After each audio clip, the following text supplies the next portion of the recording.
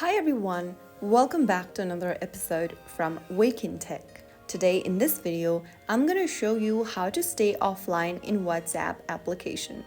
If you want to stay offline during WhatsApp interactions, go ahead and open up the WhatsApp application first on your smartphone and then make sure that you're inside this chat screen. Now, from the home page, tap on the settings button at the bottom right corner. Inside the settings menu, scroll down and tap on privacy. On the next page, tap on last seen and online.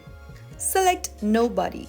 After you do that, under who can see when I'm online, make sure that this same as last seen is checked. If you select nobody, then this option will be set automatically. Now no one will know when you are online or last active on WhatsApp.